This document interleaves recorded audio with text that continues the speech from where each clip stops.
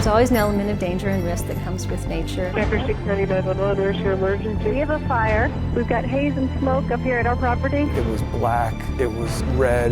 The realization was that we might be too late. Hi, Daddy. Where's Mom? What's she stopping for? I thought we were dead.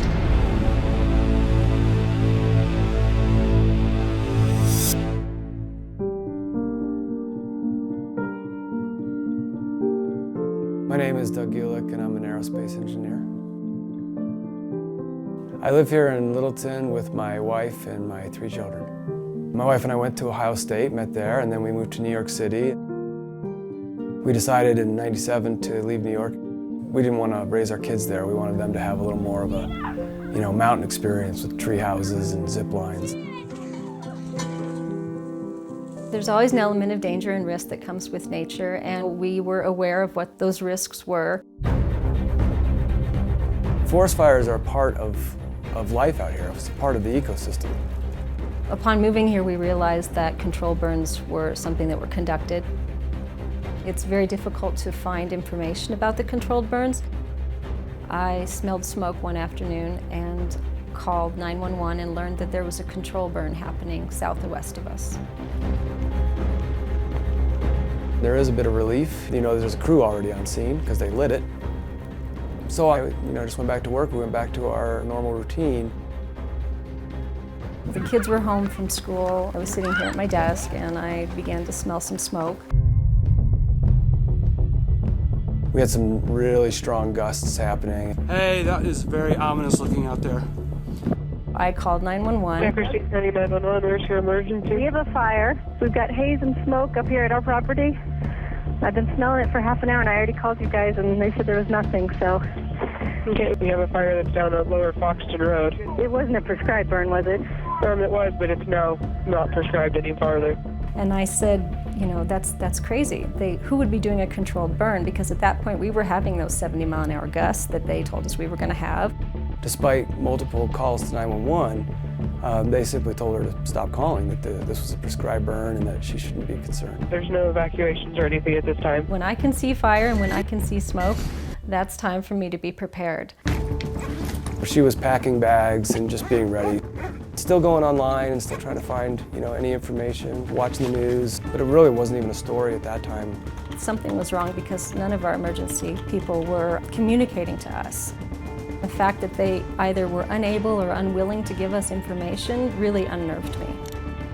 Our only source of information was an anonymous blogger, Waterman of Evergreen. He was actually listening to a scanner of the fire and posting updates. And I saw mandatory Kester Road evacuation. It was time to go. He grabbed the bag, he said, "We gotta go," and we ran to the car. My oldest said to me that there's ashes falling from the sky. It wasn't even tree parts that were burning, it was paper. I realized that's a neighbor's house. The first thing that I noticed was the sound. It sounded like a freight train. I knew at that moment that it was too late. Kim went up the driveway before me. The kids all got into my car. I gave the phone to my son to video. I turned the corner into hell.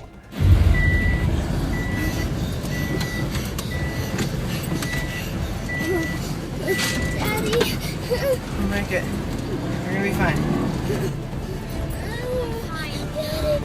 Where's Mom? What's she stopping for? I did stop the car for a second. I was basically leading my family right into the fire, and I questioned whether it was the right thing to do. Her thought process was, maybe we should go back to the end of the road, further from the fire, even though we'd be trapped up here. We would be at a dead-end road in the middle of a forest fire. A neighbor was passing us on the way out, and I thought it was a sign, and I followed that car out.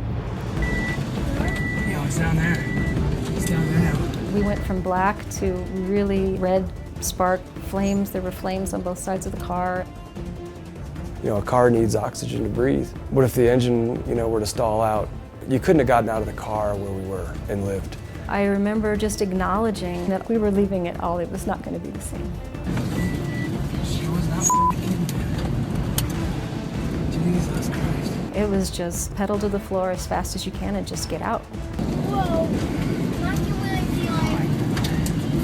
There it is, right here, right here. Oh my gosh. Zuma! It's okay. We're out, we're out, we're out.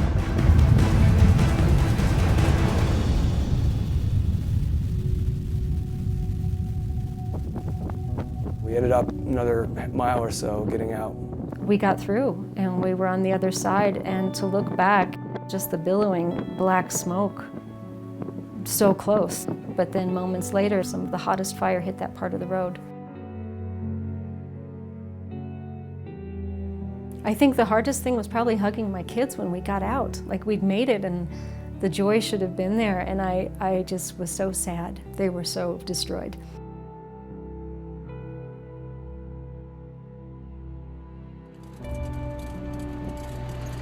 We learned that the house was still there because there was an aerial shot where we saw a roof. We were completely in shock. It didn't seem possible. That tree house is up.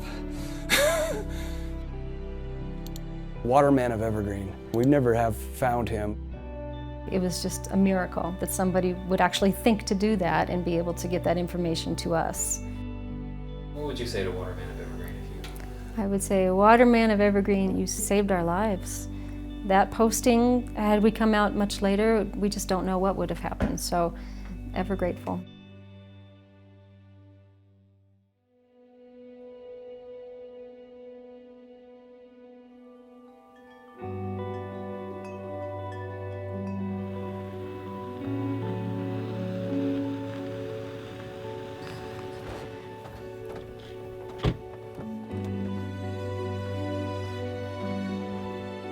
Nice to meet you. Nice to meet you. Oh. Glad you guys made it out okay. Thank you. I'm just so appreciative. Waterman of Evergreen. How are you? Nice to meet you. Hi, nice to meet you. Dave. Nice to meet you. You were giving us some pretty good data. I mean, there was nothing else out there. We wouldn't have known. I'm just part of a bigger team, volunteer team, that does posting online. I just happened to be the one doing the keystrokes at that time. Glad your house is still standing too. Others weren't so fortunate. Yeah. You betcha. The heartache and the terrible things that other people had experienced in trying to escape, and the other people who were not able to get out, and those who died, we realized that we're the lucky ones.